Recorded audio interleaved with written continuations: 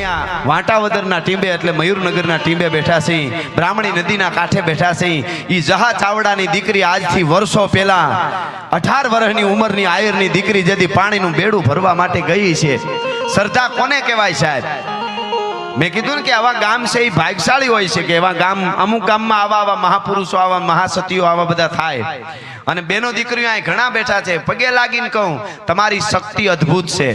તમે 30 સેકન્ડનો વિડીયો રીલમાં બનાવીને વાકુંત્રા હું મોટીને માનતા હો કે અમારી આ મોટામાં મોટી શક્તિ, તો બહુ મોટી ભૂલ કરો છો. ભારતની નારીની શક્તિ કંઈક બીજી છે, તાકાત છે. આજ પણ હું ઘણીવાર વાત કરું છું. તમે જો ખાનદાન બાપની દીકરી હોય, નગર હોય કે નાનું ગામડું હોય, એના લગ્ન થાય દીકરીના, હાવજના જડબા ચીરી નાખે એવી દીકરી હોય સાહેબ.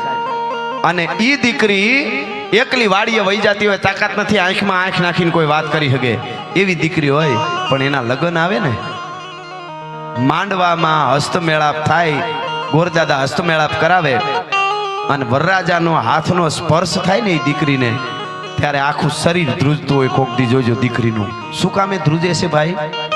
હાવજના જડબા ચીરી નાખે એવી દીકરી ખાલી હાથનો સ્પર્શ થયો ને ધ્રુજવા માંડી. એનું કારણ એટલું જ છે, એ દીકરી એટલું વિચારે છે કે આજ દિવસ સુધી એક મારો ભાઈ અને એક મારા બાપ સિવાય આ શરીરને કોઈ સ્પર્શ નથી કર્યો. એ પવિત્રતા ધ્રુજાવે છે, એનું ચારિત્ર એને ધ્રુજાવે છે. ભલા માણસ આ જન્મ આપે ને ત્યાં મહાપુરુષ જન્મે.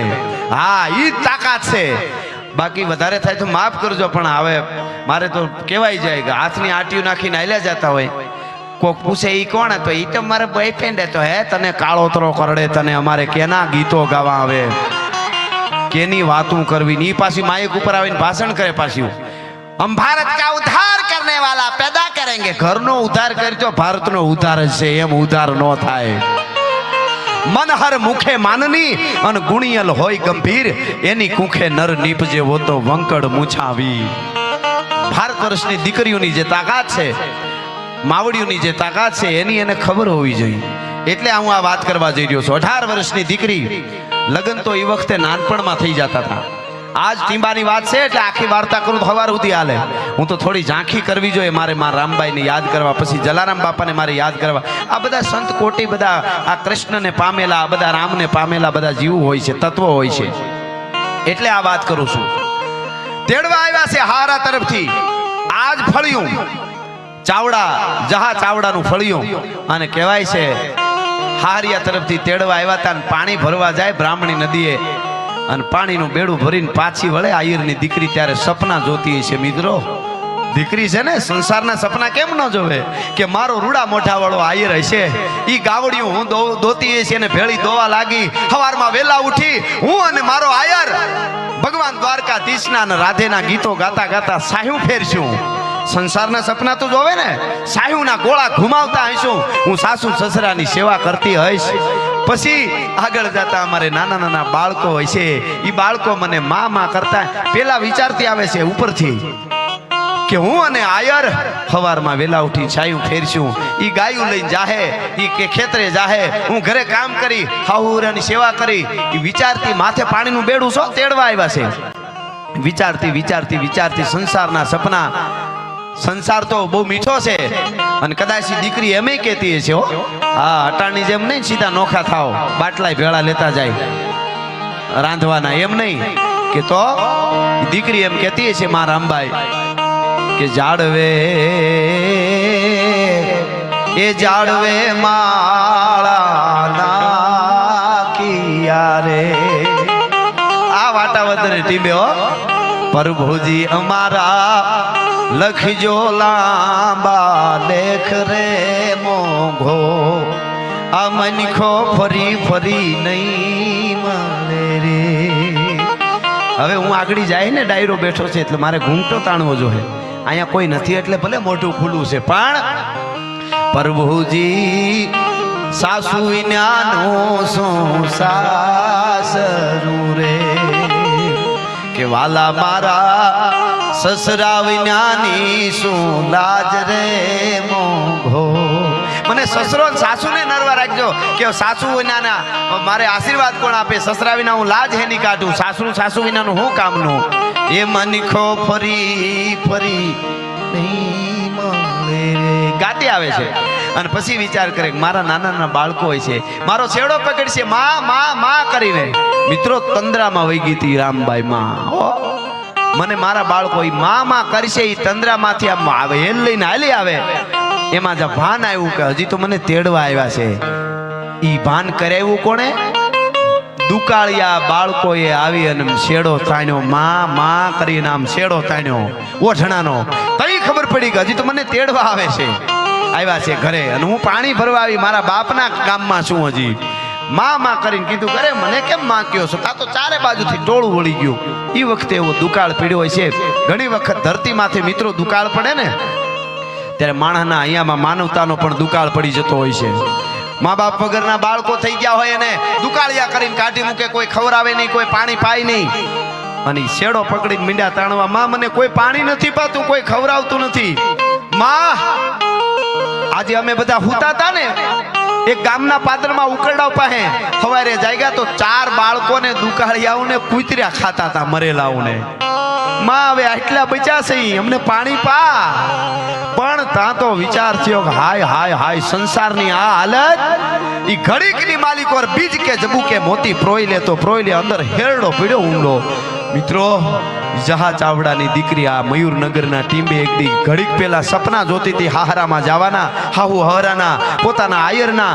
ઈ સપના જોતી હતી, ઈ આયરાણીને હેરડો પડી ગયો. હાય હાય હાય હાય, આટલી માનવતા મરી ગઈ કે બાળકોને દુકાળિયા ગણીને કાઢી મૂકે અને કોઈ પાણી ન પાય ને કૂતરા ખાઈ જાય જીવતા માણસને. આ મારી કાયા અટાણે કંચનની છે, જુવાન સૌતા સુધી એક દી મારી આ હાલત થાહે. અને તરત જ સીધી બધી પાણી પાવા માથેથી બેડું હતું એમાંથી પીઓ મારા બાપ, પાણી પી લ્યો. ગામના ટૂંકમાં આખી વાર્તા તો બહુ જબરી છે. અને પાણી પીવરાવા માંડીને માણસોએ જોયું, એને કીધું કે અરે હાય હાય, ગામના મુખીને બોલાવ્યા માંડ્યા, થોડીને જોવા બધા આ રામબાઈ દુકાળિયાને પાણી પાય છે. ગામમાં વાયુના તળ વયા જાહે કુવાવના, આ દુકાળિયાને પાણી ન પવાય. બધાય ના પાડે, રામબાઈ કાંઈ કાન દે નહીં કોઈને. ગામના કોઈ મુખી છે, એને કીધું બેન તને ખબર પડે કે નહીં દીકરી, આને હું કામ પાણી પાછો? ગામનું ધનોત કાઢવું છે કે શું કામ આને પાણી નો પાવાય? આપણા હોય તો કે પણ આપણા ક્યાં છે? આ તો ક્યાંકથી આવેલા દુકાળિયા છે. કે આપણા હોય ને આ ગામના ભાણિયા હોય તો કે તો ખવરાવાય હોત, તો પાણી નહીં ખવરાવાય પડે, પણ આપણા ભાણિયા હોય તો ને. તઈ રામબાઈ માએ કીધું કે આજથી રામબાઈ એની માં છે ને આ મારા ભાણિયા છે, હવે મારે ક્યાંય બીજે જવાની જરૂર નથી. ભલા માણસ, આ તમારા ગામના ભાણિયા મારા બાળકો, હવે રામબાઈને બીજું કાંઈ કામ કરવાની જરૂર નથી બીજે ક્યાંય. અને ઘૂંઘટો તાણવાને બદલે એમને બેડું લઈને આવે છે. ફળિયામાં જહા ચાવડાના ફળિયામાં માણસો બધા બેઠા, એમની પેઢીના મિત્રો આ સરપંચ સાહેબના બધા એમના અહીંયા છે અત્યારે. કંઈક 7મી પેઢી કહે છે એ રામબાઈ માની, જે જહા ચાવડાની પેઢી. એટલે ઈ ફળિયામાં બધો ડાયરો બેઠો હોય, હારા તરફથી તેડવા આવ્યા હતા ને આમ ઘૂમતા વગરના આવ્યા. એટલે તો એ હજી માન્યતાઓ હોય આપણી, તેદી તો કેવી માન્યતાઓ હોય છે.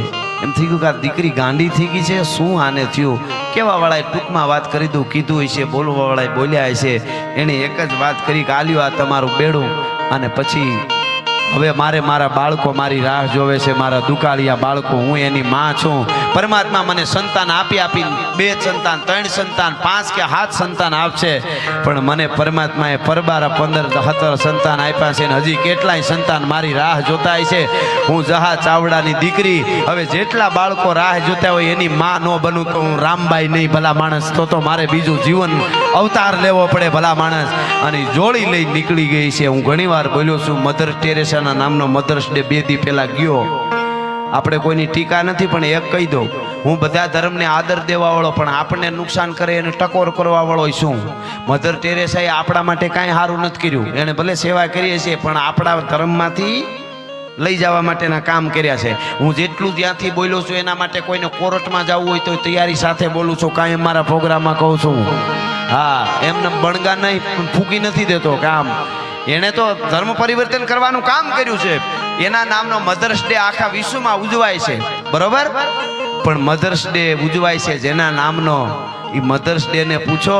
આયરની 2 દીકરીઓ અમરમાં, પરબમાં, અને અહીંયા રામબાઈમાં એનો શીલો જોઈ ને, એ શીલો જોઈને મધર ટેરેસાએ તો ખાલી થોડાક ડગલા માંડ્યા હતા. એ શીલે એના નામનો મધર્સ ડે વર્લ્ડમાં તો આ અમારી માં છે એના નામનો. પણ આપણે શું કીધું નહીં બહુ કોઈનું.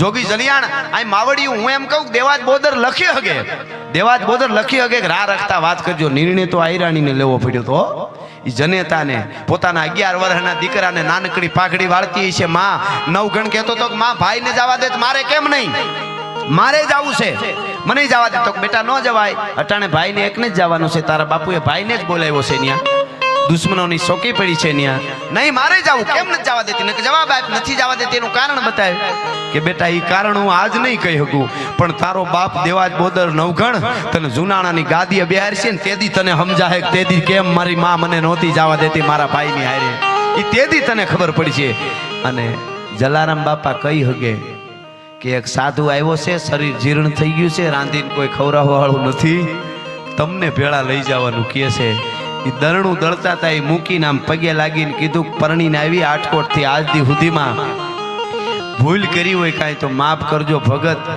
હું જાઉં છું પણ હું તમારી અર્ધાંગના છું જલારામ બાપાને કહે છે ભગત તમારી અર્ધાંગના શું સાંભળી લ્યો ઠક્કર ઈ બાવો હોય તોય ભલે ને ખુદ ભગવાન આવ્યો હોય બાવો બનીને તોય ભલે વીરપુરનો હિમાડો વટે એની પેલા ભાગવું ન પડે તો હું ભારતની આર્ય નારી નો કહેવા વીરબાઈ નો કહેવા ભલા માણસ એમાં બીજી વાત નો આવે સાહેબ શું આ ભારત વર્ષની ધરતીની દીકરીઓ છે આ અંગ પ્રદર્શન કરવા વાળી દીકરીઓને કોક સમજાવો કે તમારી તાકાત ઈ છે તમારે ઈ કરવાનું છે આપણી પરંપરા આ છે દુનિયા આજની મીટ આજ આપણા ઉપર છે આપણા ધર્મ અપનાવે છે આ રાધે રાધે કેટલા નીકળ્યા વિદેશમાં તમે જુઓ ઇસ્કોન વાળા ને બધા આપણા છે આપણા ધર્મમાં આવ્યા છે બધા એને ખબર છે કે છેલ્લે શાંતિ અહીંયા મળે છે એને બધાને ખબર છે અને સારું કરવામાં કોકના માટે કરવું એ પરંપરા ભારતે શીખવાડી છે એટલે કહેવાનો અર્થ મારો એ છે કે એ ઘટનાઓ વર્લ્ડમાં ન બને એ ભારતની ધરતીમાં બની છે.